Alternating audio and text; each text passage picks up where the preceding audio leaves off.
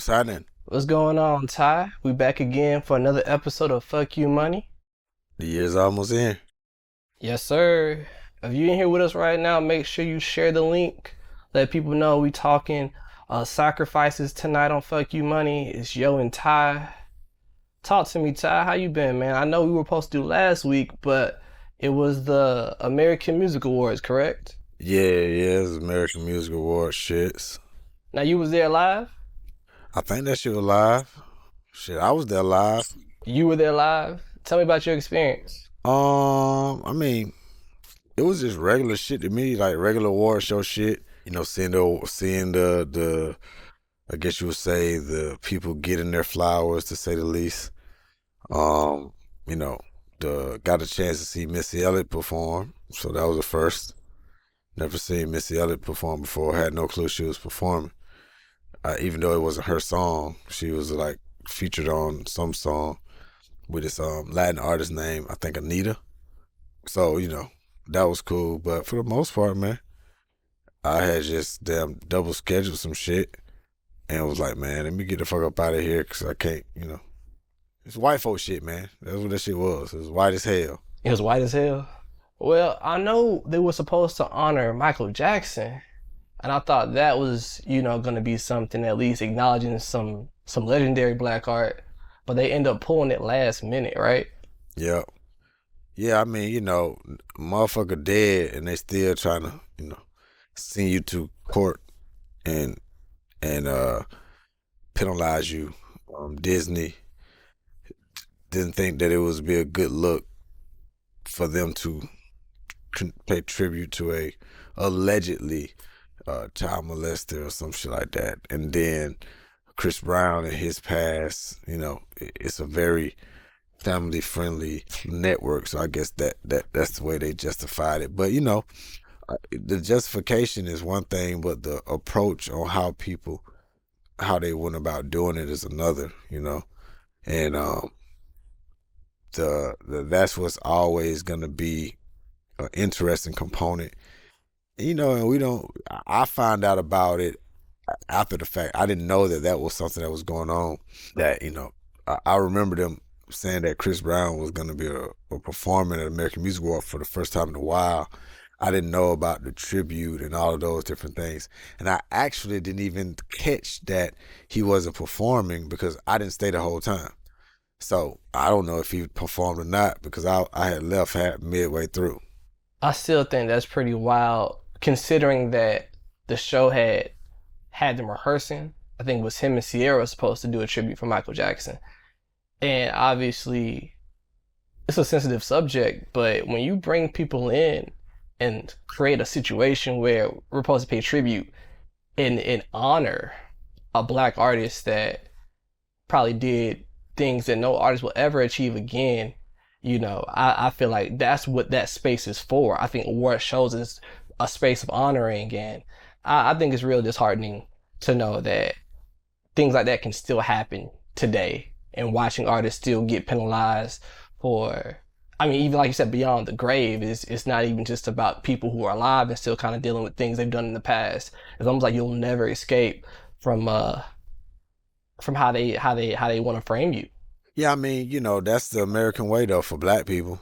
You can be found not guilty, or you can be accused, falsely accused, or you can be found guilty and actually go into rehabilitation and get rehab and become a completely new person, and you're still going to be pitched and poised and positioned as the person you used to be.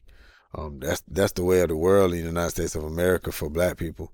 I can't really say that's the same for white people or Jewish or anyone else that has the kind of like different type of economical and family structure set up versus us, Now I hear that. And I'm not gonna say recently, but just this year, I feel like in music, hip hop especially, we've lost a lot of people. There's been tons of loss. And just recently, a manager, an entrepreneur, a father, Hovain passed away yesterday. And I know the news broke and a lot of outpour just applauding his contributions to hip hop. And I just wanted to ask if you did you know him at all, or if you had any interactions with Cobain at all? Nah, I never had any interactions with him. Like I said, I knew about him throughout the years, and I always heard his name pop up. I always heard great things, and I was familiar with him more so of the early help that he helped orchestrated by helping La Russell. I know he worked with the homie Cash, chasing Cash for multiple years, things of that nature. You know what I'm saying? Um, but that was my thought process on it. Another, fallen soul was our homie T Ridge, what I'm saying, from Atlanta. Did a lot of promo, a lot of promotional stuff in the streets, and was a songwriter and really close friend to a lot of the homies who got murdered. He got hit by a car actually on Christmas night. So there's been a lot of like um, un you know expected deaths of just young black men who's in the community trying to do positive things for people that look like them. So prayers to both of their families. Amen to that. Um, does it refocus anything for you when you're watching or you're recognizing that we are losing young black men in our community? Does it affect you in any way that, we're in fourth quarter right now, so obviously there's a lot of looking toward the future, but does it make you consider maybe doing something that you wouldn't have thought of before just because we're recognizing so much loss? Yeah, I mean, for me, it makes me more aware of my surroundings. It makes me more aware of my health. It just makes me more aware of the life that I'm choosing to live. I'm just being a lot. I'm already paranoid. Like I'm a paranoid nigga as it is. So like, I don't want to sacrifice myself by not being smart because of the actions that you knowingly unknowingly make that can end your life.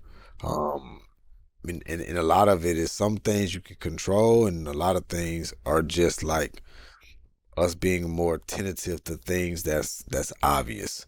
Trying to be not as careless. That doesn't mean that you are 100% safe, but you just become more aware.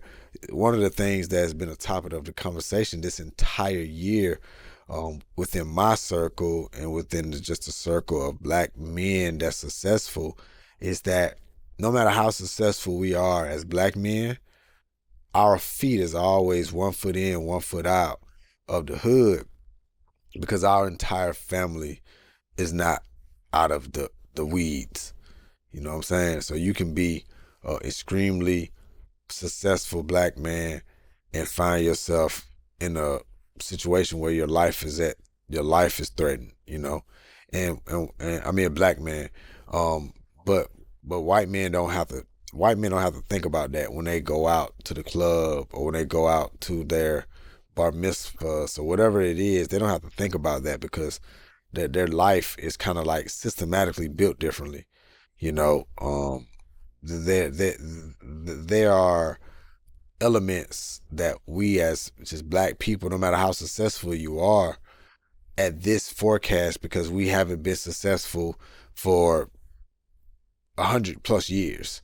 So we still got cousins and uncles and aunties that are still, in uncomfortable living situations that we interface with, or we go out to hang out with, or just the level of ignorance that we do naturally gravitate to, that we feel more familiar with, that can cause us to our life to be cut short unexpectedly. So all of these different deaths and experiences, none of them have been like natural. They've all been, unexpectedly and young.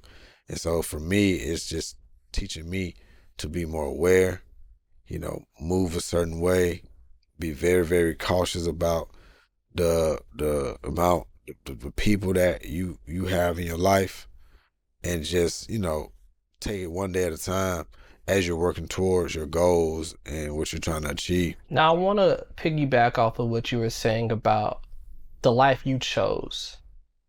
Now, I don't think you imagined yourself being at the American Music Awards when you decided to pursue this profession of yours. But did you recognize early on that I'm gonna sacrifice certain things today for where I want to be tomorrow? And what were some of those things that you were ready to sacrifice to get there? Um, Really, bro, going out. You know what I'm saying? Going out is one of them things that I sacrificed for a very long time. Because I had been outside so long in my previous years before I started to realize what I want to do and what I want to achieve. But going out, you know what I'm saying? I try my best to be in my house by 10 every night, no matter what part of the world I'm in, local time. You know what I'm saying? But I sacrifice like going out to clubs, and obviously if anybody know me, I've sacrificed drinking and I smoke. I don't do none of that shit because I just feel like it doesn't help me personally get where I'm trying to go. Now, obviously, the lifestyle aspect of the profession kind of calls for you to go out. It kind of calls for you to be in certain scenes and certain circles where obviously it does get dangerous after a certain hour. Do you ever feel like you're missing out? Or did you ever feel like you were missing out? Or were you very confident that where I'm trying to go won't require me to be in spots like that or in spaces like that? Because I do feel like maybe certain people, and not when I say certain people, people that are new to the business and they're new to this pursuit, they might feel that I gotta go to the club. I gotta be at the studio. I gotta be on the scene, or else people won't know who I am, or I might miss a networking opportunity by not being there. Well, I felt like when I didn't have a plan that I felt more like I was missing out. Once I identified what my actual plan was for myself, the things that I was wanting to achieve, and I had some level of a roadmap of how I wanted to achieve those things, or how I could go about achieving them, then I ain't really have the FOMO shit anymore, bro. Like, ain't nobody brokering no big deals in the club. You know what I'm saying? And nobody really, that shit has, unless you're the one throwing the party, unless you're the one that's operating the venue to create the vibes, it don't have the same effect on you. It don't have the same effect of the people that's like joining the party to come and spend money. There are benefits to it if you're entertaining a client, things of that nature. But for me, once I figured out what my strategy was going to be for myself, I stopped feeling like I was getting left out. Now that makes a lot of sense. Now, at what point did you feel like your roadmap was like did you always know you were headed in the right direction? Or were there like symbols or signs that you were like, oh yeah, this is working. I don't think I have to divert from this path. Yeah, there's always signs when you're on your path. Some of the signs is a combination of you speaking with God and your prayers and being very intentional about your prayers. Then the other signs are like accomplishing goals. How fast you accomplishing those goals can be an indicator of like you're on the right path, or things that like knowing and being aware that stars aligned, and the only reason why you was able to achieve that goal is because stars aligned, right? So if you do go to a club and you happen to meet somebody who can help escalate or expedite your path, then you know that that's a sign, because that rarely happens in a club. And so a lot of those different experiences for myself was very, very telling from that. So when I achieved a goal, I treated that like, man, this is a sign, because shit, sometimes people don't even achieve these type of goals, not this early or not at this age. Man, I really feel that the conversation of sacrifice reminds me of like my first real car. I had a 1999 Mazda, and I had drove that car from the moment I really started working in media. It was like the whip I had when I got my first $100, and it was a whip I had when I got my first like $1,200. And I felt like over the years I was growing because I kind of got started in 2014. So about 2019, I had my first opportunity to work with Red Bull, and I thought Red Bull was a great just indicator that you've kind of been acknowledged by at least a kind of corporation who works with young journalists. So they're working with people who are progressing. So they hit me up to do this thing called the Trap Roundtable. It was an interview with me, Zaytoven, DJ Toomp, Shawty Red, and Mike Will made it. So I show up. It's my first real speaking engagement, my first real check. It's the first time I can cover my rent for just talking for an hour. And I'm feeling real good about this. Do the talk. It's cool. And one of the young homies that was there had asked me for a ride home. Now, he ain't never seen my car before, but I'm like, yo, I'll give you a ride, no problem. He get in the car tie, and the first thing he says is, yo, when you gonna get a nicer whip? And in my mind, I'm like, just doing a Red Bull show was progress. Like, I wasn't even really worried about material things. I'm worried about just hitting certain strides and touching certain milestones, just from writing in my room to being acknowledged by, man, like a company like Red Bull, or being able to talk to a legend like Zaytoven and being able to bring Mike Will out. Like, that was what I was thinking about, but he was looking at my car. And sometimes I feel like the material things is what people look at to see progress, and not recognizing that, yo, having that car, I didn't have to pay a car note. And by not paying a car note, I was able to kind of pursue this dream I had, and it allowed me all these opportunities that maybe I would not have been afforded if I had to worry about, paying $400 a month on a Lexus. And I kind of think that, that's just something that I recognized very early on. Well, I'm gonna tell you, you struck a chord in some thinking when it comes to sacrificing, right? I am actively advising artists and my partners and my family members and my friends about this concept of increased income that is paired with increased debt, right? That is why a lot of black people don't meet the mark that we have the talent to meet, because of the lack of resources, right? And the lack of resources don't always come from an external perspective. They're internal, because when we get a raise, right, and let's just say that raise is $5,000 a year, we don't need to go and get a new something. You know what I'm saying? Like, whatever that new thing is that make us feel good temporarily. If you got a job that's making 40, 50, $60,000 a year, and you happen to land somebody that want to hire you as a consultant that's willing to pay you an additional $15,000 a year because of your skill set in this specific arena, that 15,000 need to be put into some level of a growth investment for you. Doesn't need to be to upgrade on a new car. You don't need to upgrade anything. A lot of the times we upgrade things when things necessarily don't need to be upgraded, because of somebody else might say, why you ain't get this new this, or why you didn't get this new that. And the level of sacrifice and the life that we can get to at the pace that we can get to it, if we just sacrifice materialistic things. You know what I'm saying? Like, create a uniform for your clothing. Create a eating habit for your budgeting, for your food, so you know what you're eating. You know that it's healthy, and you know how much it costs every week.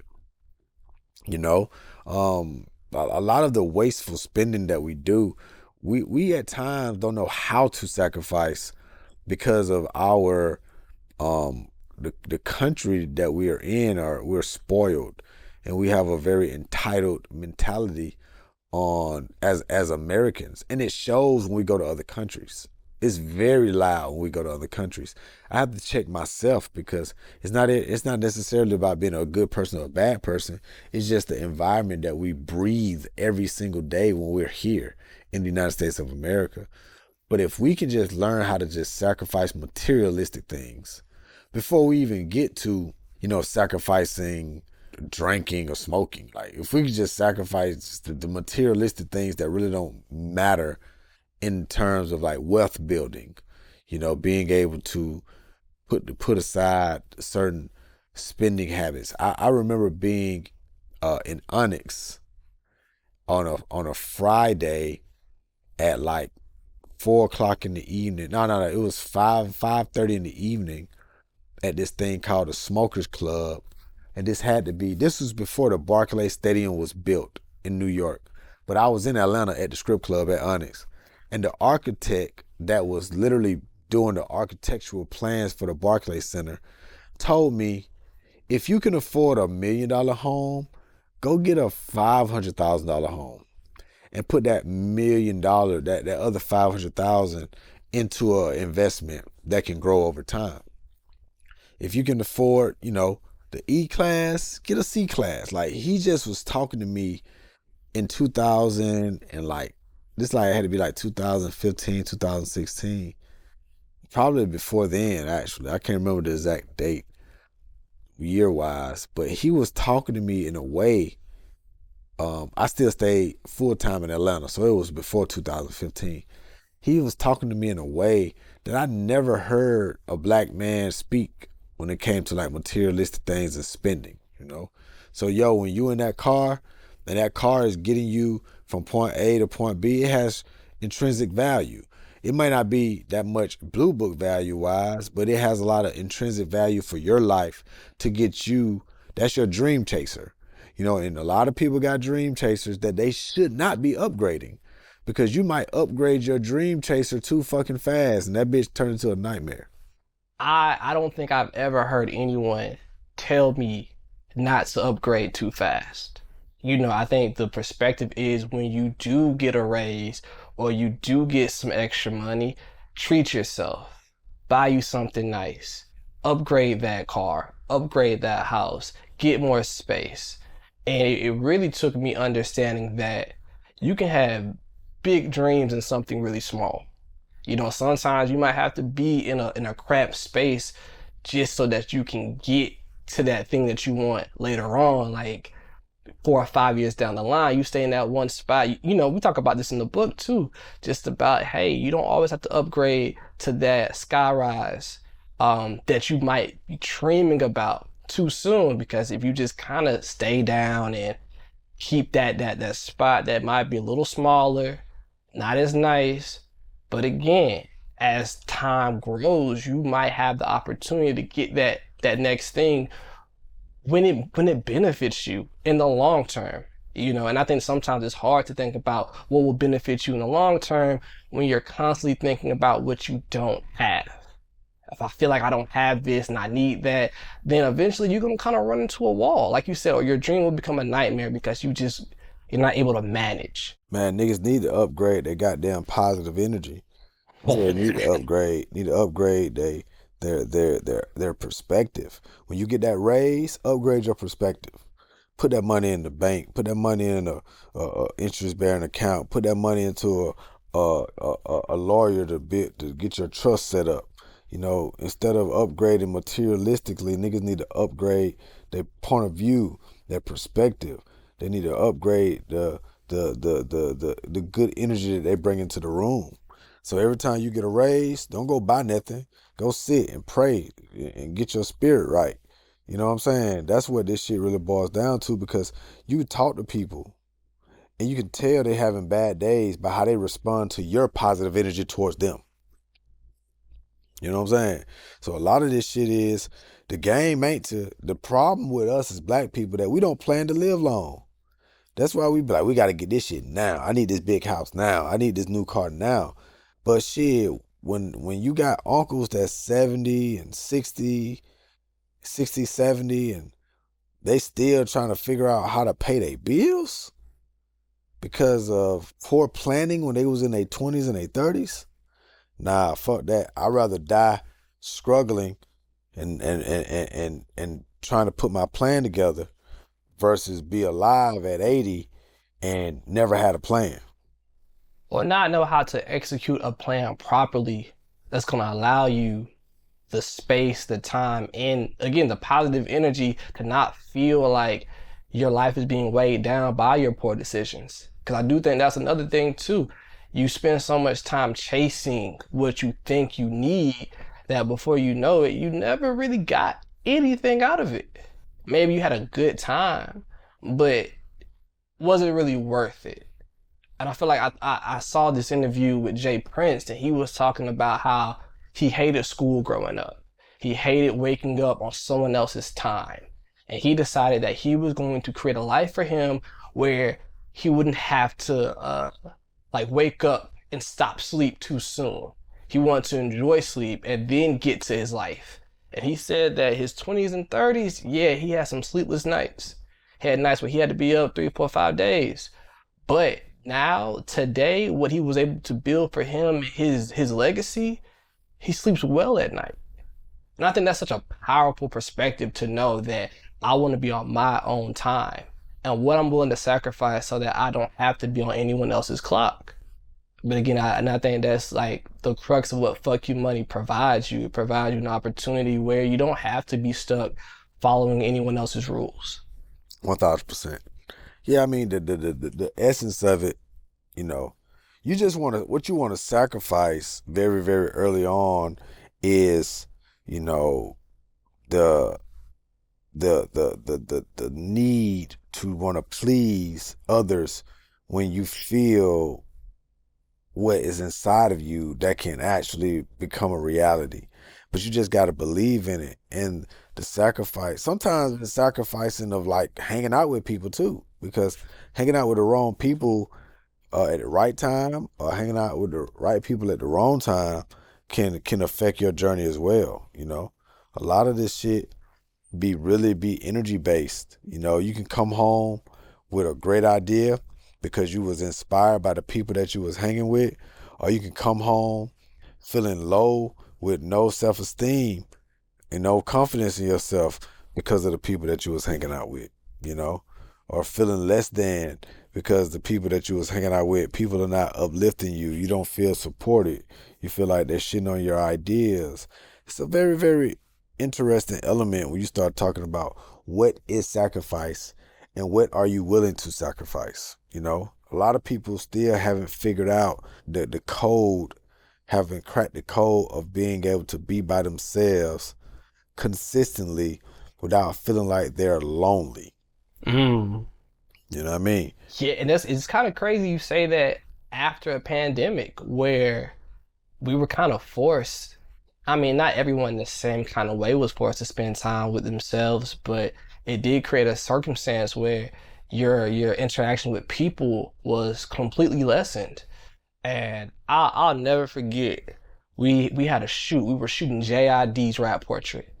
And you know, this is still pretty early in things opening up, and we stopped to get pizza. And I remember seeing somebody that I knew from pre-pandemic, first time seeing them, and I was just like, hey, how you been? And they were like, they were good, just getting used to, you know, readjusting. And they were with somebody who said to me that they never went inside during the pandemic. They was outside the whole time. And I remember just looking at them and I was like, I think you missed the point. Like, I understand that there's a rush to get back to what your life was, but I thought the point of just having that time to yourself was kind of rediscover yourself and maybe reprioritize your goals and maybe just redirect your life in a place where you kind of got a chance to steer it versus still kind of chasing what was external. You know, it was more about that internal time. And I told myself I didn't want to feel like that person at the end of whatever the pandemic was. I mean, we're still in the pandemic for real, but just feeling like I wanted to go inside. I wanted to rediscover things. I wanted to see what was going to change. And I think I'm still kind of working on that in a lot of ways, but man, it's kind of scary how not everyone went through a growth period when we were so suddenly forced to look in the mirror. Yeah. Now, Ty, for you, do you see I mean obviously your life has changed a lot over the last couple of years, but have your sacrifices changed, or do you feel like your sacrifices at the beginning of your journey have been consistent with the progress you've made? Oh yeah, man, bro. I'm still sacrificing, bro. I literally from over the last past 7 years, I've always my comfort to build community has always been sacrificed. Like my me being extra comfortable based on the work that I do have always been sacrificed to try to push the community forward. Because I feel like, yeah, there's a lot of responsibility when you have, when you got the gun. You know what I'm saying? When you got the gun, or you got the juice, or you got the contacts, or you got the resources, it's a lot of responsibility. You can either be greedy and not spread it out, not invest into humans, and not try to like identify and see what their experiences are. Or you can just keep it all for yourself and just have people, you know, struggling and you just living your life in a very comfortable way. I just know me personally, that wasn't going to be my journey. So I to this day, I still sacrifice a lot of my comfortability. And it's getting to the point where I don't have to do it as much. And every year my need to sacrifice is decreasing over time because other people that was benefiting from the sacrificing is sacrificing now, and so everybody is putting in bits and pieces of them not being comfortable, so the burden don't lie on one person, and so my sacrifices are looking a little different now than what it looked like, over the last past 5 to 6 years. And I guess that lets you know that your community is not just paying attention to what's happening and the progress that's being made, but they're not afraid to chip in, not afraid to deal with sacrifices. And knowing that, we're all sacrificing together because it takes the burden off the next man. It makes it a little bit easier for the community at large. And I really like that perspective. I think sometimes we look at one person as the cause or the reason why things are happening, but it's never just one person. It's always about a unit, and how the unit works together is going to tell you how far a community can grow, I think. 1,000%. And it helps me understand, and I can tell these type of stories that, it's important to invest into your community as a part of your sacrifice strategy. You know what I'm saying? You got to be very aware and willing and have a plan for what you're willing to sacrifice. If you're just blindly sacrificing without knowing what your intentions are and what your goals are around that sacrifice, then it's still a sacrifice, but you're not going to get what you're intending to get out of it because it's not purposeful. You're not being intentional with it. And it's a thing that you have to understand that it's supposed to mean something to you. And that is what the universe is going to sense, that you're withholding. I like being comfortable.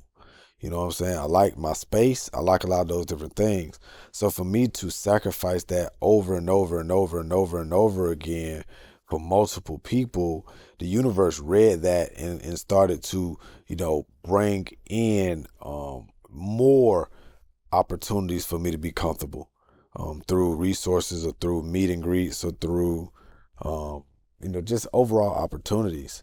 So I just think that you got to know why you're sacrificing something. You got to know how, when, what, and you got to be willing to know that it can come back in multiple different ways, but you're never going to really be able to put your finger on how it's going to come back. You can always just control control why you're doing the sacrifice and how important that sacrifice is to you. And I think that's an excellent message.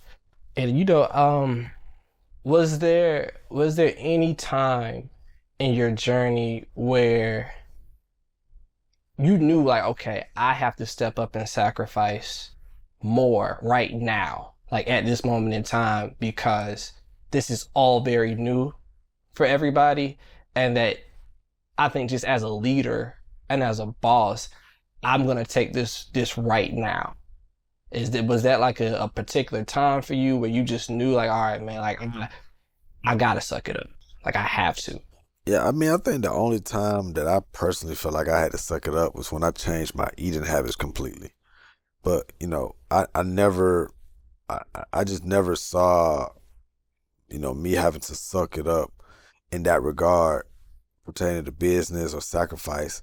I just felt like that was a part of the journey, like how you wake up and you brush your teeth, or you wake up and you like, check your phone, or you wake up and you get ready to go to school, or you get ready to go to work.